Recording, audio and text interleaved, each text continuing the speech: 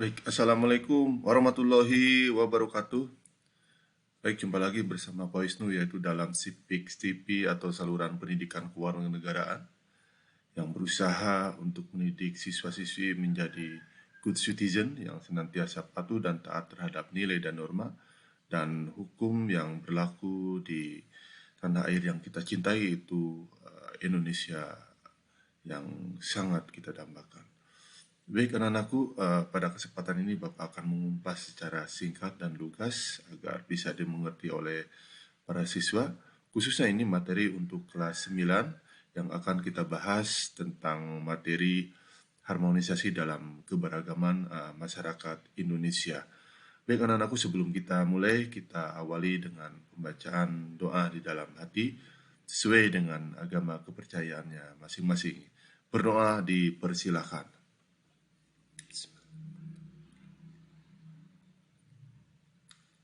Selesai.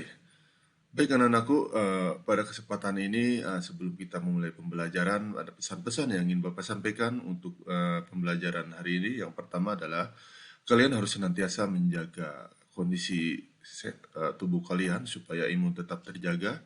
Dan apabila kalian bepergi keluar, jangan lupa untuk menerapkan 3M, yaitu memakai masker, menjaga jarak, dan apabila sudah pulang untuk senantiasa mencuci tangan. Semua ini kita lakukan ikhtiar ini supaya kita terhindar dari bahayanya atau penyebaran COVID-19 yang sekarang ini sudah ada di sekitar kita. Yang berikutnya yang ingin Bapak sampaikan, tetap semangat dalam masa pembelajaran pandemik ini.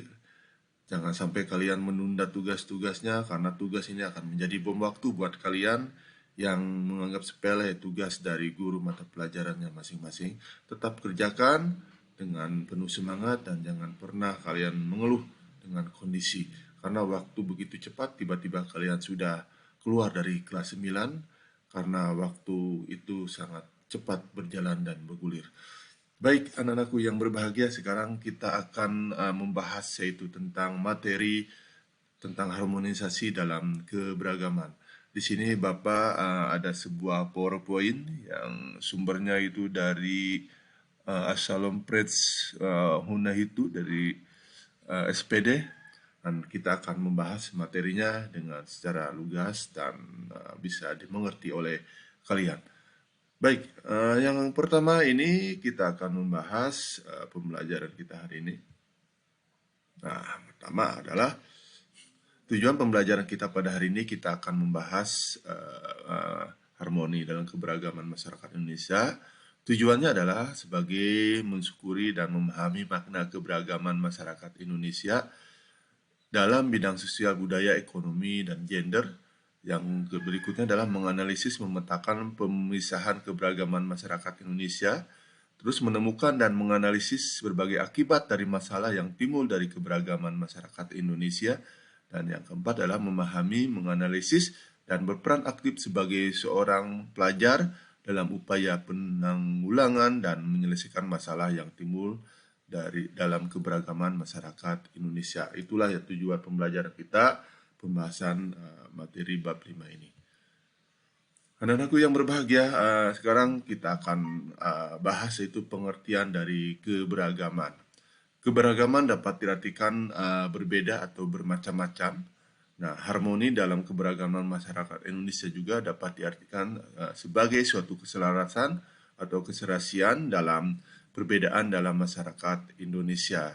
Jadi keberagaman ini merupakan sudah sunatullah, sudah menjadi suratan. Kita ini memiliki berbagai macam keberagaman, baik dilihat dari suku, agama, ras, dan antar golongan. Ini merupakan sudah yang harus kita jalani dan senantiasa kita menjaga, saling menghormati, dan saling menyayangi satu sama lain.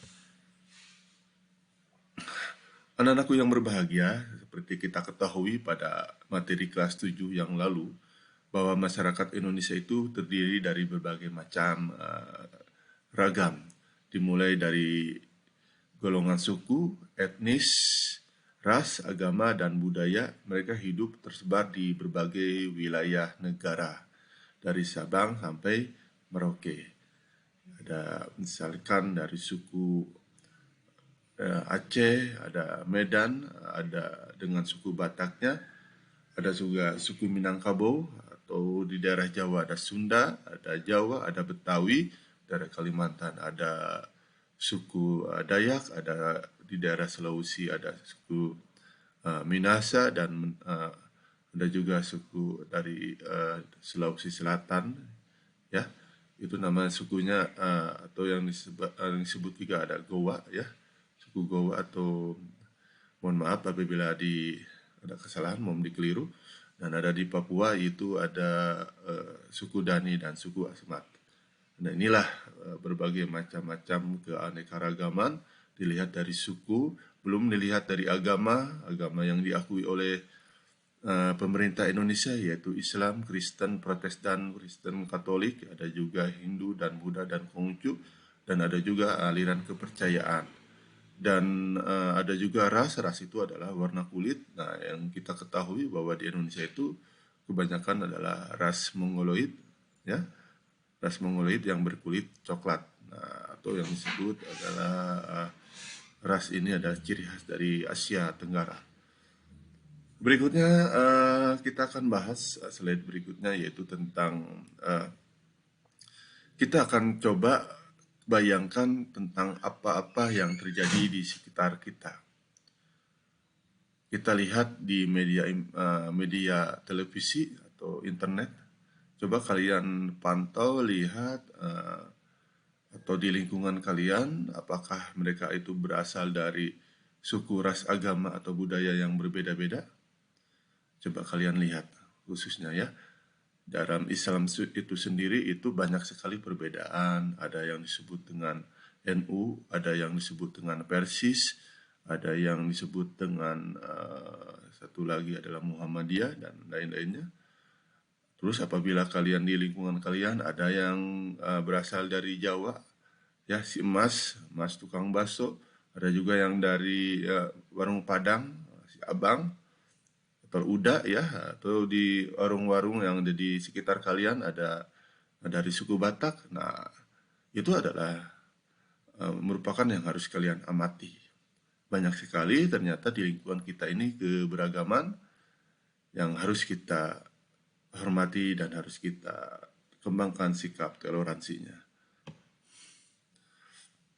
Nah, anak-anakku, seperti kita ketahui bahwa jumlah penduduk Indonesia itu mencapai 250 juta yang tersebar di pulau-pulau yang ada di Sumatera, Jawa, Kalimantan, dan Sulawesi, dan Papua, dan belum lagi pulau-pulau yang kecil. Nah, mereka itu berdiam diri di kawasan, baik di daerah perkotaan maupun di daerah pedesaan. Dan mereka ini adalah merupakan suatu kesatuan, yaitu bahwa jumlah penduduk bangsa Indonesia ini telah menjadi suatu bagian yang sangat penting dari keberadaan dari Indonesia yang kita cintai. Baik anak-anakku, dan sekarang kita lanjut pembahasan berikutnya, yaitu jadi dalam kehidupan masyarakat Indonesia ini dilihat dari segi ekonomi, itu banyak sekali hal-hal yang harus kita amati. Misalnya ekonomi yang berada di daerah pedesaan itu bergerak dalam bidang pertanian, yang mana akan saling berinteraksi dengan daerah perkotaan, karena di daerah perkotaan itu tidak mungkin akan adanya lahan pertanian. Dan lahan pertanian ini akan menghasilkan sebuah kebutuhan pokok, yang mana kebutuhan pokok ini akan saling berinteraksi antara kota dan desa. Begitu juga dengan di daerah pantai dengan menghasilkan ikan, maka di sini akan terjadi interaksi pola kebutuhan ekonomi antara saling membutuhkan satu sama lain. Belum lagi di daerah pegunungan tinggi, yaitu yang menghasilkan semacam perkebunan teh, ini jelas nanti akan terjadi kehidupan ekonomi yang saling menguntungkan antara kebutuhan yang lain dengan kebutuhan yang lainnya juga, seperti kebutuhan yang di desa dan kebutuhan yang ada di kota. Yang jelas di sini akan ada hubungan yang sangat harmonis dalam untuk melengkapi kebutuhannya daerahnya masing-masing. Anak-anakku yang berbahagia, kita akan melihat bahwa sebuah tadi sudah Bapak bahas bahwa yang namanya interaksi terjadi antara masyarakat baik kota maupun pedesaan itu sudah terjalin karena intinya saling menguntungkan. Jadi tidak mungkin masyarakat desa berdiri sendiri dan tidak mungkin masyarakat kota juga berdiri sendiri. Masyarakat desa menghasilkan semacam pangan dan masyarakat kota juga sama membutuhkan pangan. Nah, jadi di sini ada semacam interaksi yang cukup baik. Anak-anakku, nah seperti yang dicatat dalam WHO, yaitu Badan Organisasi Kesehatan Dunia, itu memberi batasan gender, yaitu artinya adalah seperangkat peran, perilaku, kegiatan, dan atribut yang dianggap layak bagi laki-laki atau perempuan yang dikonstruksi secara sosial dalam suatu masyarakat. Jadi artinya di sini bahwa keberagaman antara laki dan perempuan ini, jadi perempuan ini adalah sebuah posisi yang memiliki persamaan dengan laki-laki, tapi harus menurut saya itu harus sesuai dengan kodratnya dan fitrahnya. Jadi jangan sampai perempuan itu disamakan dengan laki-laki, karena laki-laki itu adalah seorang yang mencari kerja, mencari nafkah untuk perempuannya. Jadi oleh karena itu, anak-anakku khususnya untuk kaum laki-laki belajar, raihlah cita-cita setinggi mungkin supaya kalian nanti bisa menjadi orang tua yang tangguh, yang bisa menghidupi istri dan anak-anak kalian. Pasti bisa, nah, oke? Nah, berikutnya, anak-anakku, dalam keberagaman ini timbullah permasalahan yang muncul dalam keberagaman masyarakat Indonesia. Salah satu yang munculnya ini dilihat dari keberagamannya adalah baik secara sosial, budaya, ekonomi, gender yang membawa pengaruh kepada masyarakat setempat. Jadi keberagaman ini bisa menimbulkan masalah misalnya dari budaya.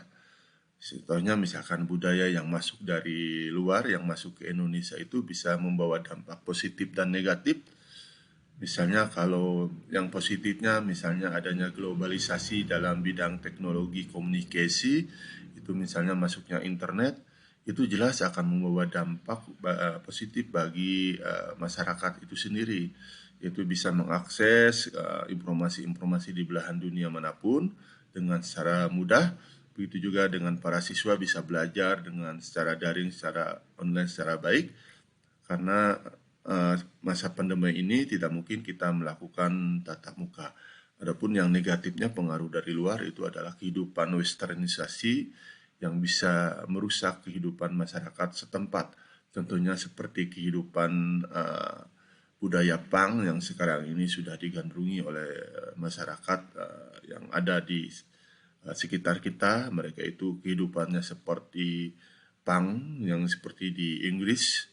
Padahal di Inggris punk itu sudah menjadi agama, dalam tanda kutip sudah menjadi agama jalan hidup mereka, sehingga itu mereka itu punk itu sudah dijadikan semacam pedoman atau semacam pegangan bagi mereka dalam pola hidup mereka sehari-hari.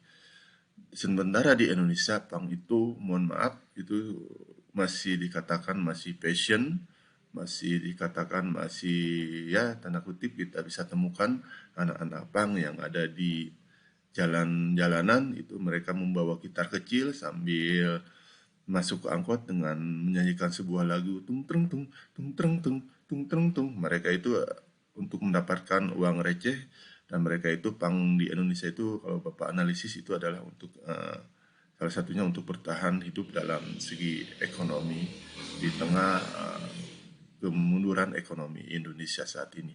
Insya Allah kita doakan semoga ekonomi Indonesia bisa berjalan dengan baik sehingga Indonesia lahir menjadi kekuatan ekonomi baru di Asia Tenggara.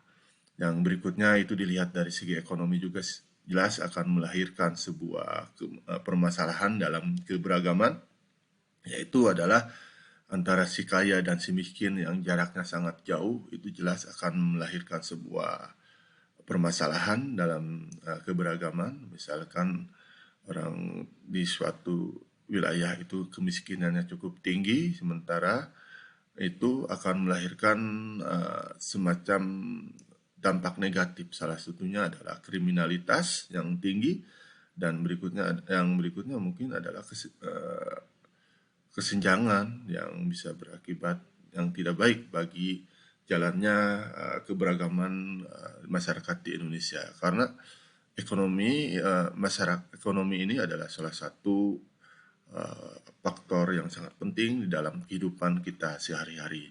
Seperti itu. Belum banyak lagi yang akan Bapak bahas ya, tentang permasalahan-permasalahan yang timbul akibat dari keberagaman masyarakat Indonesia.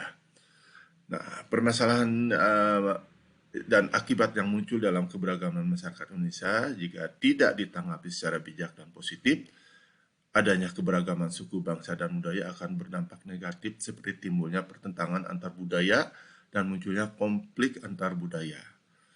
Ya, nah ini kita bisa lihat bahwa keberagaman itu bisa berakibat membawa dampak negatif, itu jelas sekali. Nah, kita contoh di negara-negara sana di luar negeri, karena perbedaan pemahaman tentang agama, itu bisa terjadi perang antar agama. Itu yang terjadi di kawasan Timur Tengah, atau perbedaan ras, warna kulit, itu bisa terjadi perang antar ras atau diskriminasi warna kulit yang dikenal di Afrika Selatan, yaitu politik apartheid, yaitu yang memisahkan antara kulit putih dan kulit hitam. Tapi sekarang sudah tidak terjadi lagi. Nah, apabila di Palestina itu adalah konflik yang bisa dikatakan bisa berbau agama juga bisa juga berbau politik juga bisa, karena di situ banyak sekali kepentingan yang terjadi. Jadi kita bayangkan apabila konflik ini sampai terjadi, keberagaman ini sampai terjadi, khususnya di Indonesia, maka gambarannya seperti yang terjadi di luar negeri sana. Tapi kita berdoa saja semoga konflik ini atau hal-hal yang tidak diinginkan tidak terjadi, khususnya di Indonesia yang kita cintai ini. Nah, salah satunya adalah yang bisa mengganggu keberagaman, tadi sudah Bapak jelaskan, adalah lihat dari misalnya segi ekonomi, antara kesenjangan masyarakat ekonomi lemah dengan masyarakat ekonomi mapan, itu bisa berdampak terjadinya konflik. Ya, salah satunya adalah meningkatnya kriminalitas dan tersebarnya pemukiman kumuh. Ya, nah, otomatis logikanya adalah apabila rakyat lapar, maka mereka itu akan berusaha untuk memenuhi kebutuhan mereka atau dengan cara jalan apapun, baik dengan secara melakukan tindakan kriminal ataupun dengan pencurian dan sebagainya. Baik anak-anakku, sekarang kita akan lanjut kepada slide berikutnya, yaitu nampaknya untuk pembahasan masyarakat keberagaman masyarakat Indonesia, nampaknya cukup aja sekian dari Bapak.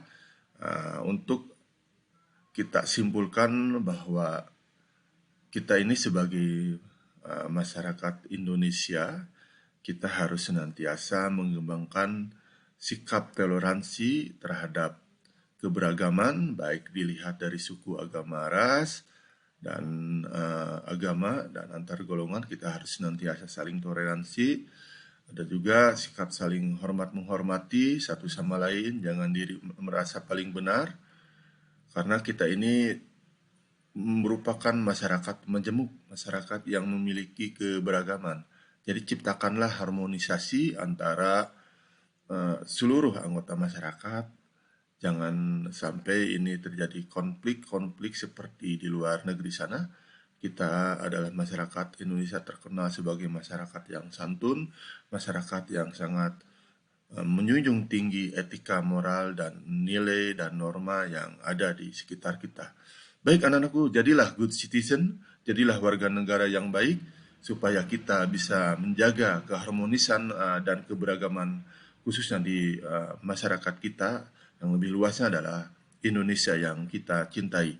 Baik anak-anakku, tugasnya kalian nanti akan diberikan LK latihan yang silakan kalian kerjakan baik secara during atau luring. Yang duringnya silakan kalian kerjakan di GCR, silakan kalian upload ya hasil pekerjaan kalian, dan luringnya silakan kalian kerjakan dan lewat modul lalu dikumpulkan pada akhir semester. Baik, demikianlah pembicaraan kita hari ini. Dari Bapak ucapkan terima kasih. Kita jumpa lagi pada materi berikutnya. Assalamualaikum warahmatullahi wabarakatuh.